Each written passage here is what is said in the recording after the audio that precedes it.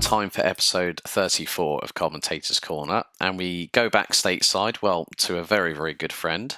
Chris Honniball joins us. Chris, good to see you, man. It feels like an eternity since Expo 23 in Dortmund, but how you been? You know, it definitely feels like an eternity. It's I guess that's good. That means we're busy individuals and we're doing a lot of things at in a short period of time. But I'm doing great. You know, Gridfinder's building up, so there's lots of plans as there always is. So it's always a fun little journey, I guess I'd say. Yeah, well, Chris, what I tend to ask all my guests on Commentator's Corner to do is to please introduce yourself in your own time to our audience. Take it away, the floor's yours. Yeah, so kind of interesting you invited me to Commentator's Corner because obviously, I guess if people have seen me in the past, they know me from Gridfinder and maybe some of my streaming days back when I was streaming my horrible, horrible sim racing skills. But yeah, I'm Chris from Gridfinder, and I'm one of the developers over there / co-founders that we started that nice little service for all you community people out there. But commentator wise, I dipped into commentary a little bit after actually not this last expo, but the previous expo, if you remember. I think it was you and Mike Yao.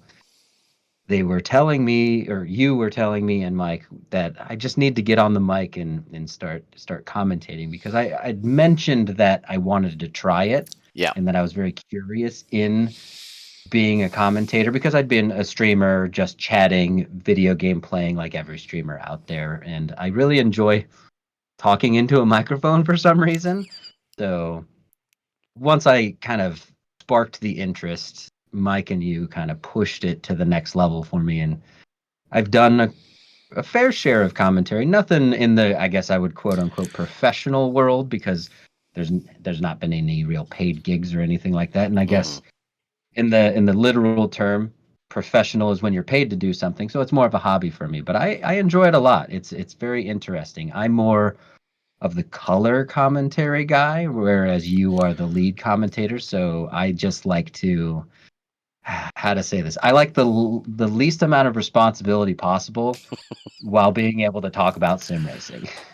That's actually a very good analogy there, Chris, and thanks very much again for jumping on board. I mean, Chris and I, we've known each other, I think, for it's a good couple of years now. I think when I started getting involved with Gridfinder because a mutual good friend of ours, Tom Bunton, who is the real sort of like big brainchild, still a big kid at heart he is.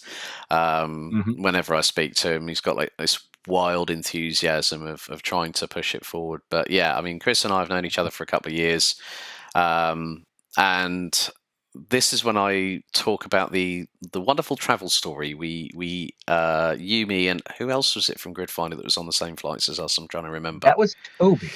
Toby. So we were flying from Nürnberg to Frankfurt, and then we had a very, very quick connection to Heathrow, which I think the words spanner in the works on that particular day didn't really quite cut it. It was a complete cluster, whereby I sort of end up going to the terminal. I see Chris, I see Toby, and we actually have a proper opportunity to sit down and chill and have a conversation. And so our flight from Nuremberg to Frankfurt was delayed, which meant we had I think we were on the bubble, weren't we, a little bit, when it came to the connection. And I went, well, I'll shoot on off ahead because I had the German passport so I could get through the E-gates. And then I still got there and I still got turned away. They went, no, sorry, his gate closed. And I said, well, can you tell me where my luggage is at the moment was my next question. They said, don't worry, Mr. Goldschmidt, it's on the next flight. So we were then able to calm down. We were profusely perspiring at that point, a little bit of alliteration in there. And then we finally got back to Heathrow. I think we all ended up on the same road, didn't we? Yeah, you and I sat next to each other. Yeah. Yeah, and I think Toby was across from us, but still in the same row. Yeah. So, and especially from where you're based in the US, Chris, coming over to the expo, it's like a marathon rather than a sprint, isn't it? To travel anywhere. Yeah. Yeah, and I guess the best way to put this is American airports are just better to manage. So I've noticed that a lot of international airports do the busing you to the plane that's in the plane parking lot, as I call it, and then you climb up the stairs as typical, right? hmm None of our airports in any of our even medium-sized cities are like that. We all just get on from the terminal. So I think that would have helped us ultimately if we were in like a United States style airport because you go from terminal to another terminal. It's normally in this giant hallway or maybe an adjacent hallway, and it's very, very simple.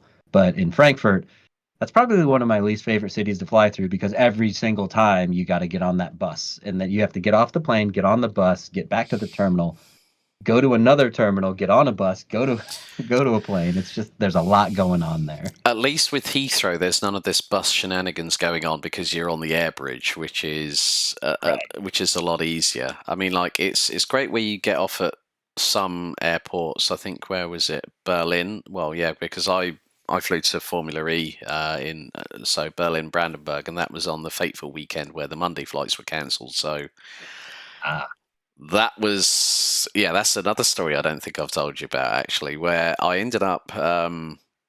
Getting a notification on my phone saying your flight from Berlin Brandenburg to Gatwick has been cancelled on Monday due to current disruptive issues, which effectively meant there was a strike of staff at that point. right. So the agency that had, well, loudspeaker agency had said to me, right, we need to get you back. And it was myself and Kayana, and we were both on the same flight. And Kayana has family over in Germany anyway. So Okay. she said, well, it'll be easier for me to stay with the parents for a couple of days and then fly back a bit later. And Muggins here went, Okay. well, I'll fly straight back after everything's happened. But my journey, well, like literally, I got told what flight I'd be on, which was the 6:30 from Hamburg back to Heathrow. So I was flying to Heathrow as opposed to Gatwick. So then I had to sort out getting from Heathrow to Gatwick, and then and then get the train. So it was like I was like thinking, how am I going to do this? So I went, okay, right. Well, let's see if I can get on the train from Heathrow. So go between the terminals, get on the train to get to Liverpool, get to Victoria, grab a coach, which I did, and managed to get an additional hour's sleep. And then got to Liverpool Street and got the train straight back to Manningtree, which is literally 10 minutes walk from where I currently reside. But the trip on the Sunday was even more fraught because I didn't get to Hamburg to the hotel I was staying at, which is literally 5 minutes walk from the terminal until about 1:30 in the morning. So we'd all got on the shuttle together to get back to where we were staying. So I'd left my bags at the hotel I was staying at, the Adina apartment complex, right off of Checkpoint Charlie. And this was like 7 o'clock in the evening. So I thought, right, okay, pack up, check out, get on the underground. So it was underground tram, Berlin Central Station. Okay. Then I'd already booked myself on the Deutsche Bahn to go from Hamburg to Hamburg from Berlin. That train was delayed by 90 minutes. So already it was so I went, right, okay. So I got plenty of time to go and get myself some food. So I got myself a couple of like big proper Germanic style sandwiches and some pretzels, Hey, and it's got to be done. It's got to be done. as Um, much meat and as much bread as possible and in Germany, cheese, I've and noticed. cheese, and cheese. Yep, cheese. Yep. I make sure there's plenty of either mayonnaise or mustard in it, depending on what you've gone for. Uh, Mhm. I went with the pastrami, so it was the mustard on that one, which wasn't actually a bad shout. So I get off at Hamburg, and I'm like thinking, okay, right, I've got to get on. So my train ticket has given me from Berlin Central Station to Hamburg Airport. and it's like 11:30 at night. I've gotten on so I've walked through the terminal, gotten down to the right station, right platform, and we're off. And it's only unbeknownst to me that they don't, on German, like say domestic railways, like overground ones, they don't tell you where the change Okay. point is. So I've missed the change point, and Oh, I've gone, oh no. And so I've had to hop off at the next station, go back another station, wait another 40 minutes to get ouch. onto the right train, and then finally get in. Um, and the good thing was with Hamburg Airport is that you had the you had the you came through the arrivals terminal. So what did you have outside? People wanting to know if you wanted a taxi, and I went, no, no, no, no, no, don't worry. And I'm like, I'm bleary eyed. I just want bed, and I just want to be able to grab myself a coffee in the morning and get on the flight, and then get into the hotel. I think I finally got to sleep at like 2 in the morning. I was up at, I think my flight was at 6:30, so like 2.5 hours sleep at best, probably 2 3/4 hours. I'd had a shower actually before I'd gone to bed, so I'd done myself a little bit of a favour. And Yeah. then it was from 7 o'clock, well, let's say 7 p.m. Central European summertime, so it's 6 p.m. UK, and I got back home. I think it was probably about 1 o'clock. So for the best part of 18 hours, I'd been travelling. So, folks, There you go.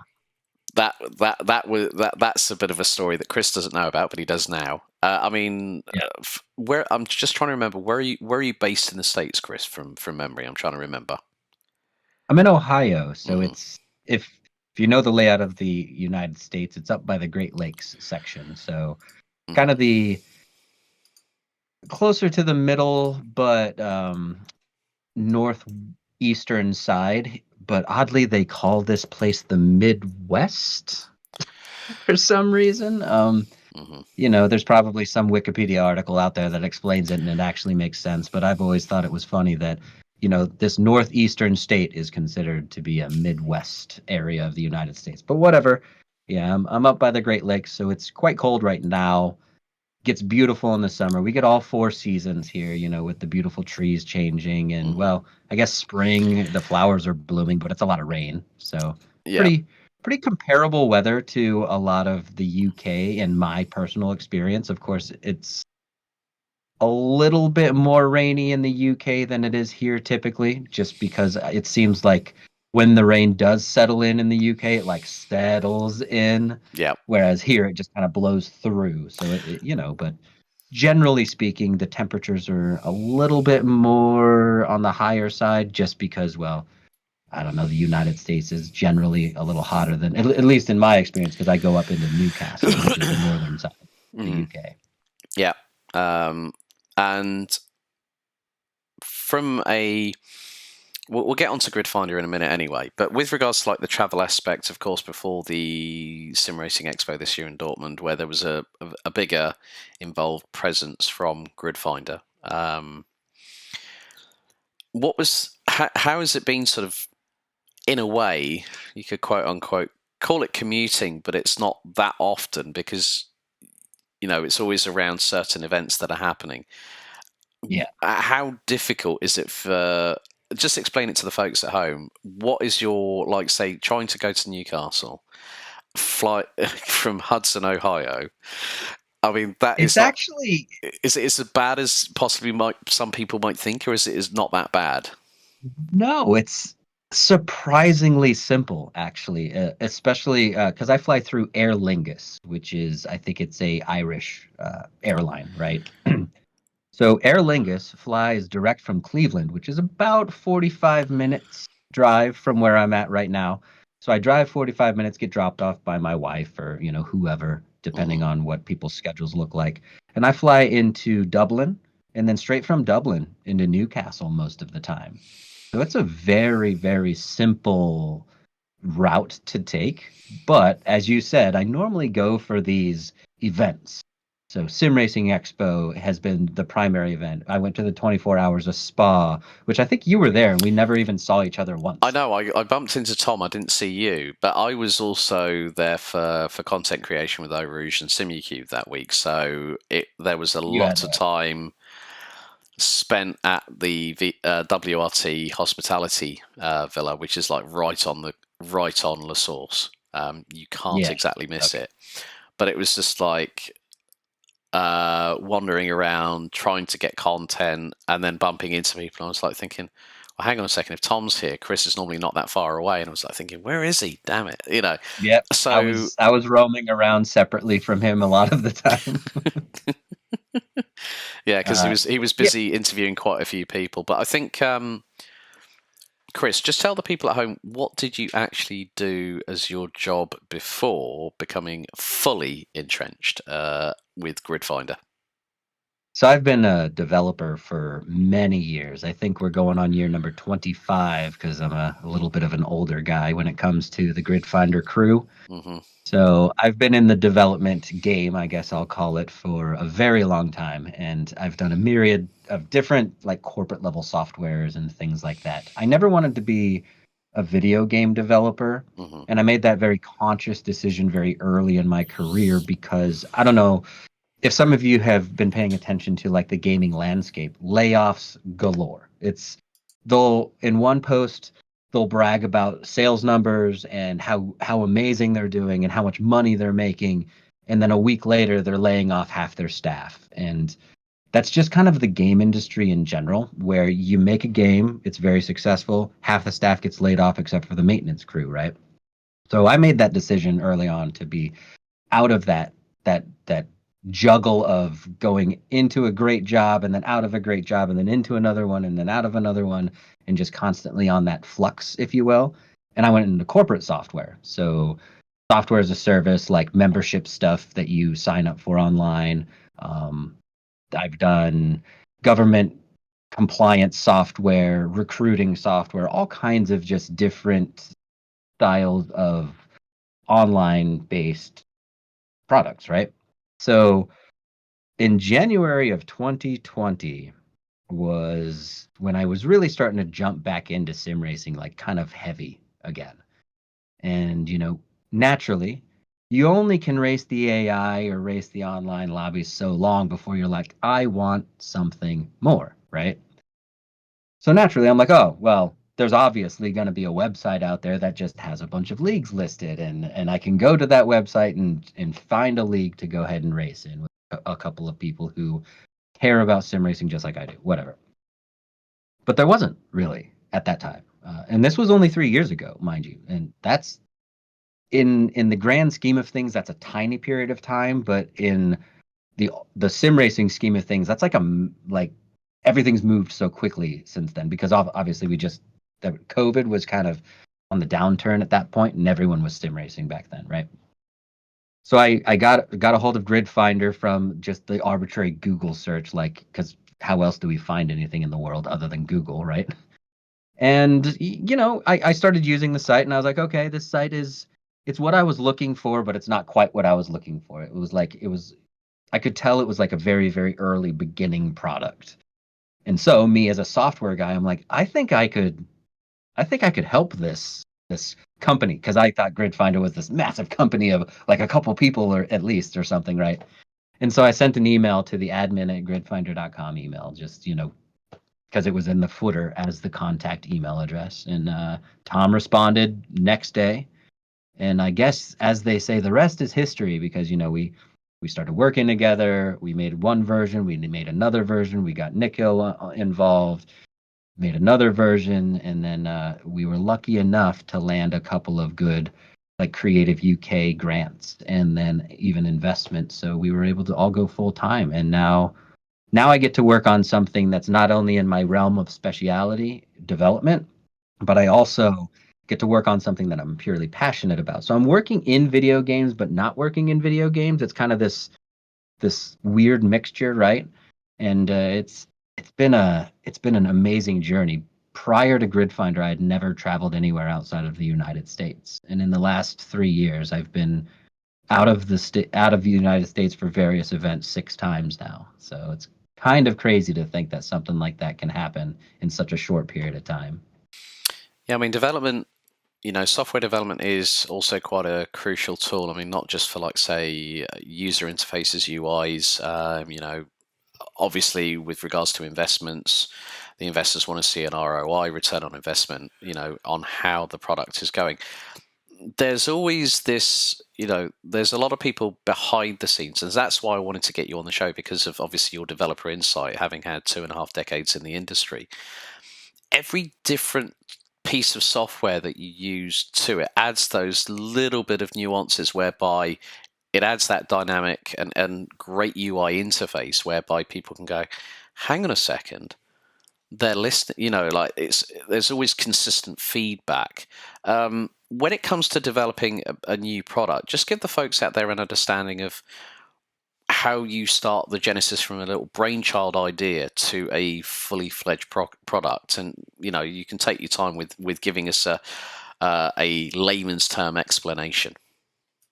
The probably most surprising thing about it is how it kind of develops over time. And not by develop, I don't mean my typing of code. I mean the development of the idea to being something that is real and can be worked on. So it always starts with someone that's like, you know what, there needs to be XYZ. So in Gridfinder's case, there needs to be a community listing where sim racers can go and find leagues to race in. Very simple concept, really, if you think about it. It's essentially Amazon without the purchasing side, Amazon for sim racing leagues. You go on there, you type in a little search or select a couple of different parameters, and you find what you're looking for. So the idea was very simple, and I think any sim racer could come up with that idea, realistically speaking. And of course, there's other products that do the exact same thing in various ways, right? But it all comes from, okay, what do I want to be able to do? So let's just take the search aspect. I want to be able to select what day, what time zone, I mean, what game, and maybe, if I'm real picky, what car specifically, right? Like if I want to race the Porsche Cup or something. And then it just kind of like melds together in this almost pencil drawing, but on the internet, because, well, who uses pencil and paper anymore, really, for prototyping products anymore, realistically? Where you're just kind of going back and forth, and it's like, okay, do we all know we need a button and a search box and a button here, a button there, and you start throwing it together until eventually you start to massage out how it should feel. And a lot of the time you go to other successful sites. So the initial version of Grid Finder took a lot of inspiration from Airbnb and how you found accommodations for traveling. Because the idea, realistically, a database of things, there's only really one logical way to find them, right? You select your parameters, you hit a button, it lists them all, and you select which one to dive deeper, and you look at photos, and maybe you contact the owner of the Airbnb for a booking, or the owner of the league, in our case, to join, whatever it may be. So it a lot of inspiration from a lot of different things. Okay, we like this from Airbnb, we hate this from Amazon, we like this from this site, we hate this from this other site. And then you just meld the things together in your own personal style. And eventually, once you kind of have the I guess construction paper, like, rough draft of what the site's going to be, that's when I take it and then I make it into text that only a few people, well, a lot of people, but only developers can understand and read, and then that spits out on the other end for a website for you to go to. It's Mm-hmm. interesting to see the life cycle, just because literally it's just some random idea in someone's head that actually becomes something real in the end. I'm sure product engineers that make actual products kind of feel the same way, where it's like, okay, I have this idea, or architects, or sculpt artists that do sculptures. I don't Sculptist, is that a thing? I don't know. I don't know if that's the right Sculptors, word, but yeah, you know what I sculptors, yep. mean. Mm-hmm. Yeah. So it's just it's interesting because it is a form of creation, but it's a very, very technical form of creation. So it's just an idea in the beginning, and it kind of follows that timeline and methodology. and I would imagine that with that time and the methodology, there's always a trial and error process as well. That Oh, sometimes some strands of code won't work, or something doesn't quite look the right way. So there's little fine tuning and fiddling. That's a constant ongoing cycle when it comes to something like the Grid Finder portal, which through the website, where it's sort of like, as I said, it comes back to that constructive feedback where there'll be users of the UI that will be saying, yeah, we like it, but we think it could be a little bit better arranged for other people that are quite new, that don't know how intuitive the system is, how they can work around it, how easy it is to access. Of course, yeah, you just punch in a URL and you start snooping around. And do you guys at Gridfinder get that on a regular basis, like how you can fine tweak the product through the oh yeah. community's constructive feedback? Oh yeah. Oh yeah. We are now on our third complete UI overhaul where we've completely changed everything because, the first version was the concept and the idea. The second version was a little bit of refinement where we could get it to the point where it was usable and felt like a real product. The third version is the feedback of everything that we've been working on in the past, slash things that we liked and disliked of our own product. So I don't even think this will be the final end all be all version of Grid Finder. I'm sure it'll take another iteration at some point. But yeah, we get a lot of feedback in the Grid Finder Discord because that's where we kind of manage our tickets for support and stuff like that. So one of the hardest things to do as a developer is because, sometimes I take for granted how well I know how to use a computer. Like I can pretty much do anything. I can make the computer do things that it doesn't do, right? So I take for granted the fact that I understand computers at a level that's I don't want to sound like I'm gloating, but just not super common, right? So when we make a UI, we'll be like, oh yeah, it's very obvious. We'll put the button here, and it'll just be on the page. They'll have to scroll a little bit, but the general user gets there and they're like, how do I join a league? And you're like, how did you miss the button? Okay, what did we do wrong here? How do we fix that? So now the one version of the join button was on the bottom of the page, so we move that up to the top of the page, and it sticks on when you scroll and things like that. There's a lot of feedback that is really good, and there's also a lot of feedback that you have to filter through that is very opinion based, where it's like, okay, that's what you want, but that's not generally the consensus that we're getting from the community. So there's a lot of filtering and trying to come up with a solution that kind of hits all targets, if you will, so that the person that's really opinionated in one way is happy to a fine enough extent where they're not angry that you didn't do it their way, and then the other person who maybe doesn't even understand computers enough to figure a lot of this stuff out also can use it as well. It's a very good point that, yeah, that everyone will give their 2 cents, their Yep. microcosm of an idea, and think it's going to be implemented. Whereas, as you said, it's sort of trying to pick the best sort of solutions to that that's going to help everybody. Because we know in our respective industries, Chris, you can't please everybody, No. Thank you. which is completely true. It's part of modern day living, and it has been for a number of decades. I think it's really quite cool to actually hear your insight rather than from the grid finder aspect, the development of the UI. Because I mean, when I caught up with you and the team at at Expo this year, you were all on your computers, like all having meetings, like coding stuff, which was actually quite an interesting bit to see because a lot of people think, oh yeah, anyone can do a website. Yeah, anyone can do a website. Yeah, you can go to Mhm. Wix, you can go to WordPress or whatever and develop your own what you think works for you. I mean, like I'm currently still developing my own website through Wix, which I find is for me quite a flexible platform in what I'm looking to do, which is to basically promote me.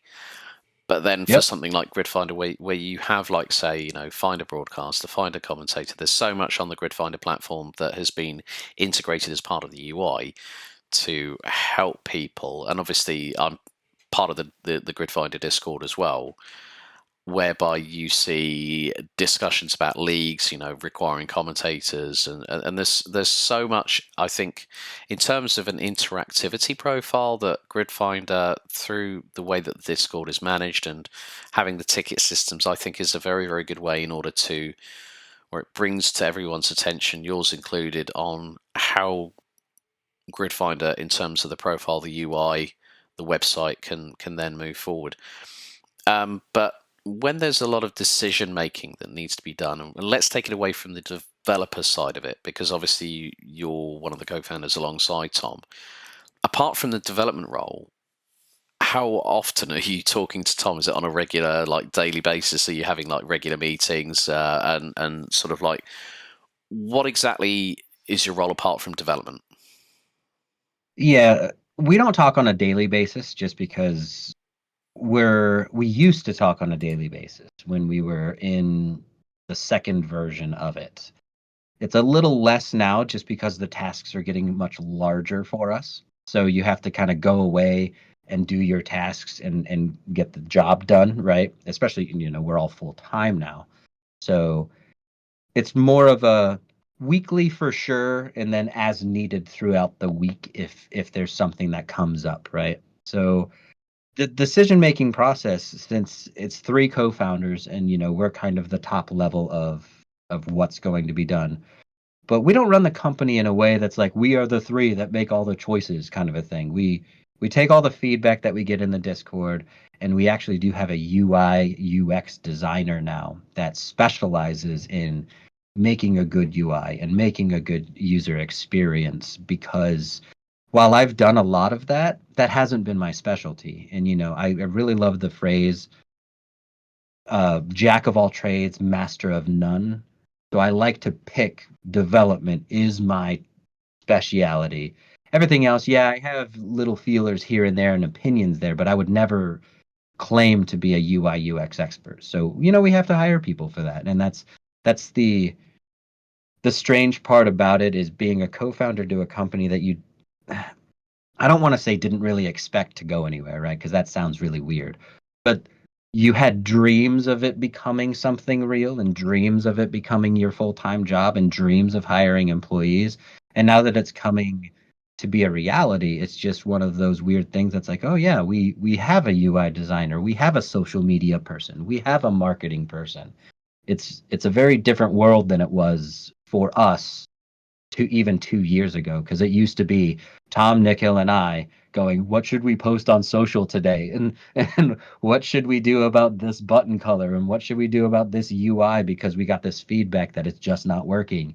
And now we have a team that can kind of come together to make a better product. And I feel like I'm starting to sound very corporate interview kind of a thing, but it's we are getting to the point where we're running more efficiently like a business now, which is great because, like I said, I don't know everything about all aspects of software engineering. I'm really good at development, so I get to focus on the piece that I'm really good at. I think it sounds like there's also a lot of empowerment, like you said, with regards to, in the initial phases, that it was going to be a case of, okay, yeah, going to be regular meetings with Tom on a daily basis.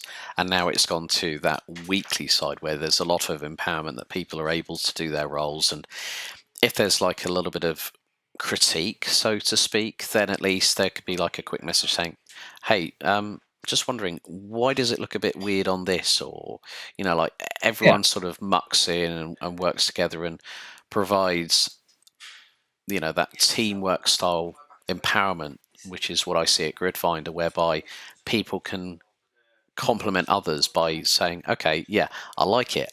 What about this?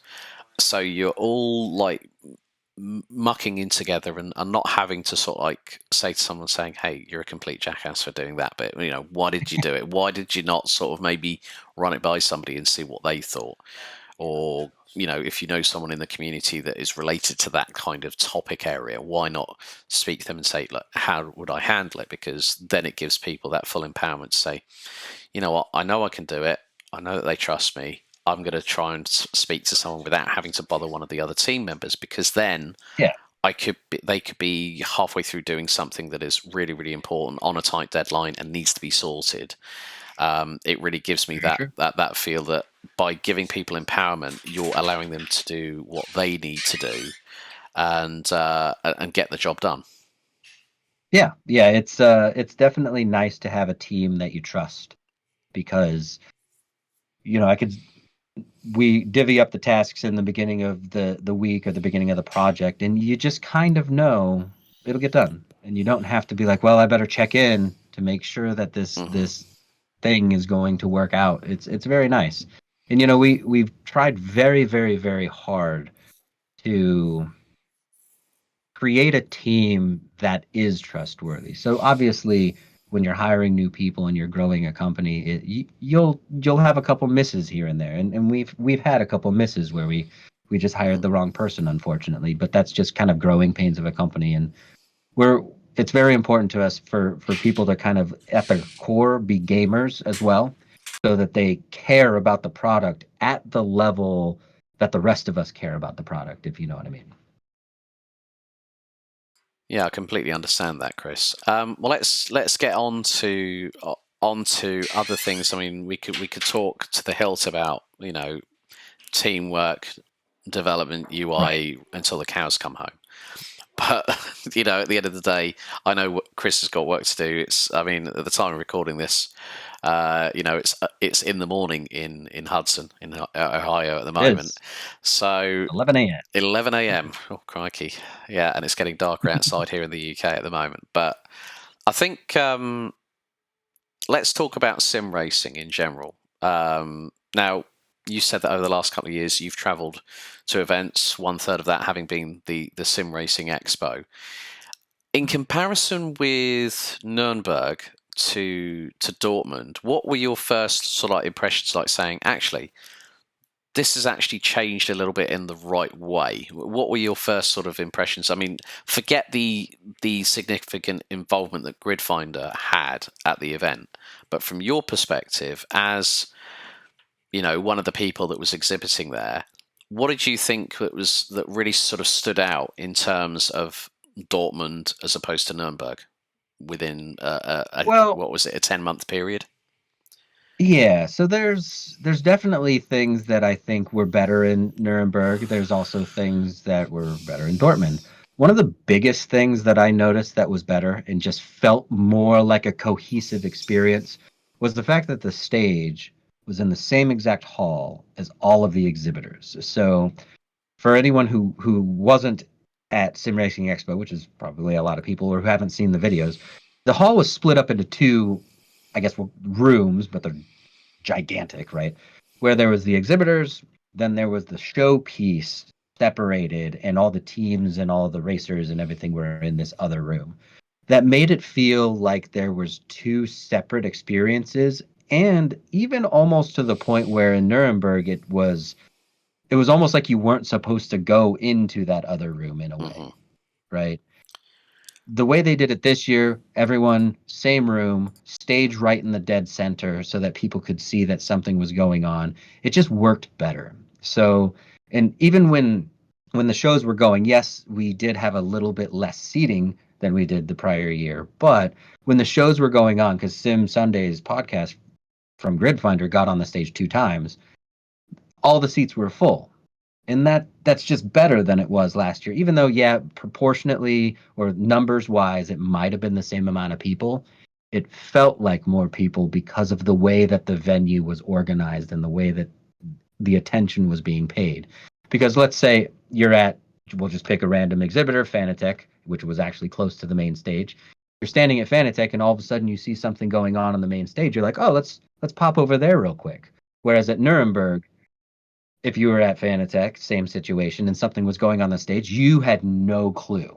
I bet you there were people in Nuremberg that walked into the expo, walked around the expo, and didn't even know that the secondary room existed. Yeah, I completely echo those sentiments because I was asked to give feedback after, Yeah, of course. as the lead commentator for the expo now, having done it for the last 2 years, three if you involve my inclusion with the Road to Sim Racing Expo. I like the fact that it was easier for it was easier in terms of accessibility in the hallway. You know, you had one main entrance for the public, you had one main entrance for the exhibitors and the people that were involved behind the scenes. I think also from a transport links perspective, Dortmund was better placed, or is better Oh yeah. placed. I mean, you're right near close airport. So Dortmund airport is 20 minutes away. Danny picked me up from the airport when I arrived on the Thursday. You know, you're within an hour of Dusseldorf by train, I think, approximately. Yeah, we flew out of Dusseldorf just because of logistically and cost wise, it was just a little bit better for us. So Yeah. So yep. I think because you're for those that might have remembered when I did, I've made a couple of appearances on the Sim Sundays podcast on Grid Finder. One with Tom, and I think the last one was with you when we were Yep. talking for quite a long old time. We've been talking for quite a time now, anyhow. But I think it was just like the journey that you had was like 36 hours because not only did Chris do the same journey as me from Nürnberg to Heathrow, then it was an overnight stay. I was saying, yeah, I'll stay for dinner, and then I realised, my parking's about to run out, so I had to shoot off, which was a shame. But I was also feeling we were all feeling pretty beat after that day of travelling. But yeah, I think by the Sim Racing Expo, I think also by situating itself in one place, and by now having the dates confirmed for 2024, and the Dortmund Messe is going to be the venue up until at least 2027. So a 5-year agreement between Southwest Vision, Sim Racing Expo, and the Dortmund Messe, I think was an absolute masterstroke. Of course, yeah, there were still people, as you and I both saw on social media, saying, yeah, but this, they were giving their 2 cents, and as we said about UI UX, like everyone's going to have their opinion. Not all of them are going to be positive.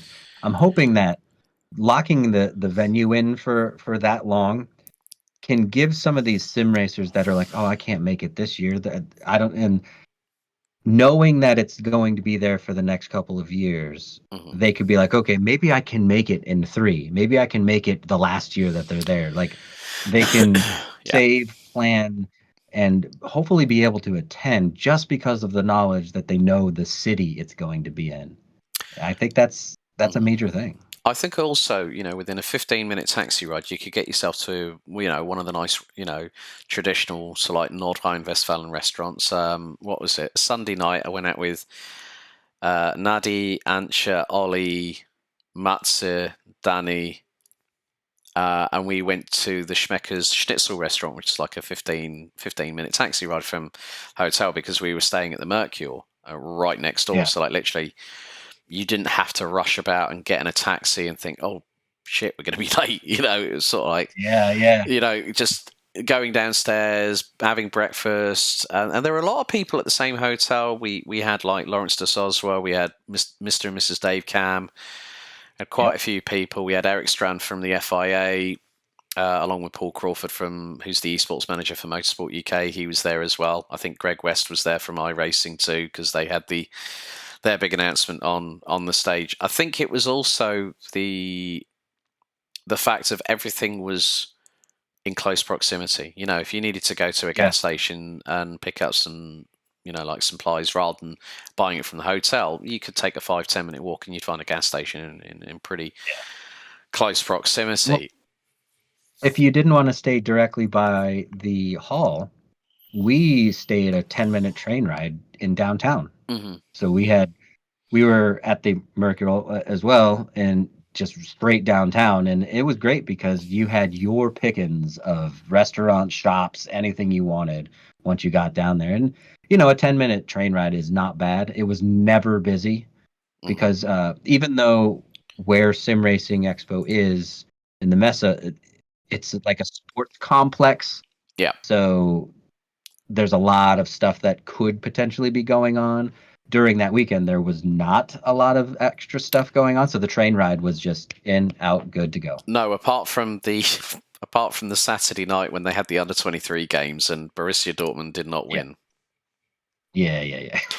Bayern Munich won. I think it was like 3-2 at the end of it, and I was having dinner with the crew, so Marco, Michael, Nadia, and everybody else, and a lot of us had decided to go for the proper. But I was like, I definitely need a burger and fries right about now. Like with a Yeah. proper German beer, and it was, and we could see all the Bayern Munich fans like making so much noise, and I could Yeah. still hear it outside of my window, and a lot of us were on the seventh floor. That included me, Luke Crane, Danny, Matze.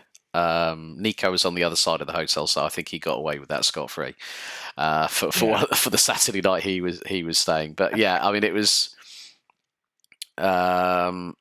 really, really good to have that kind of, I think, more cozy feel. That's one of the things that I liked about the proximity of the stage to, and literally you could walk 2 minutes away across the, see the big Aztec Sim Sports bus, and then you'd have the cafeteria over there. So everything was, I think, because of the proximity of everything. Okay, yeah, Saturday we had a massive footfall, which was absolutely awesome. And I remember being in the exhibitor's office, so my role was lead commentator, so I wasn't being pulled from pillar to post by Tom, Dick, and Harry, which included the broadcast team for the event in Nürnberg, which I felt was a bit. I'll be honest with you, the crew that we had this year. Of course, we had the likes of Mike Yao, Steve Proudly helping with regards to the streaming feeds, which was brilliant because for those that didn't go to Nuremberg in 2022, we had a big stage. We had a Porsche Carrera Cup. We had like a Porsche 911, and we had a Porsche Cayman in front of the stage, and it was huge. It was like my dream car sitting right in front of me, the Porsches. I was just like, oh. I was just like this. I was drooling more over the Batmobile in the other hall, like the BMW 3D CSL, the original Batmobile, which was absolutely pucker. But yeah, I was doing, for those wondering, I was doing not only lead commentary, I was doing VTs to camera. I was trying to because you and Tom collared me for the final day of the expo anyway, and I was wearing my Rotax jacket, and I was just like of the opinion, yeah, I don't care, I'm going to rock the Rotax, I don't give a shit. But at least this year we got the proper ADAC Sim Racing Expo t-shirts and hoodies, which I thought was brilliant because I felt official in the fact of, yes, now this feels like something. Whereas last year, long story short, suppliers let us down. Which is why.